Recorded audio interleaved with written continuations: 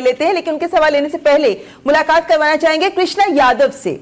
कृष्णा यादव जो अचार बनाती हैं और एक बड़ा बिजनेस बना लिया है आपने। कृष्णा जी, स्वागत है आपका डीडी डायलॉग में। लेकिन सबसे पहले आप हमें ये बताइए, क्योंकि आपकी जैसी बहुत सारी महिलाएं हैं जिन्हें सरकार स्वयं सहायता समूह के माध्यम से ही सही, लेकिन उनको भी एक बड़ा व्यवसायी बनाना चाहती है।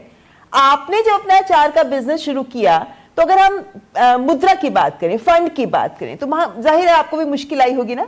कैसे आपने उस मुश्किल को दूर किया था उस वक्त? मेरे पास मतलब अपना वो था, मतलब छोटा सा बिजनेस करा। पहले मैंने अचार से पहले छोटा सा बिजनेस करा, तो उसमें बहुत घाटा आया था। घाटे की वजह से मेरा घर मकान सब कुछ बिक गया। तो हम 500 रुपये उधार लेके मैं यहाँ दिल्ली आई थी। अब दिल्ली में आके मैंने देखा कि मैं किसी की नौकरी करूँ, मेरे पति भी देखा नौकरी करें, तो कहीं मतलब हमें नौकरी ना मिली। दोनों को ही कहते थे कि भाई किसी को लाओ, कोई हमारे वो देगा, मतलब आपकी गारंटी देगा तो हम नौकरी में रखेंगे।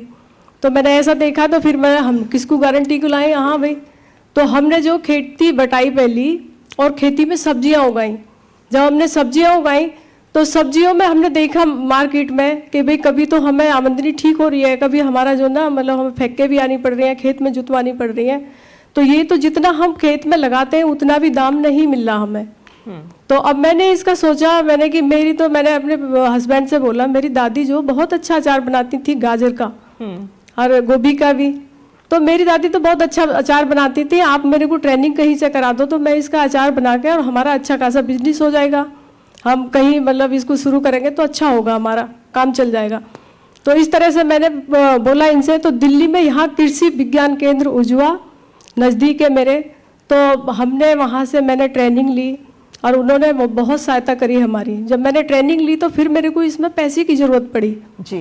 वो बिजनेस करेंगे कोई तो पैसा चाहिए उसके लिए, हमारे पास तो हम तो पहले खाली हैं बिल्कुल।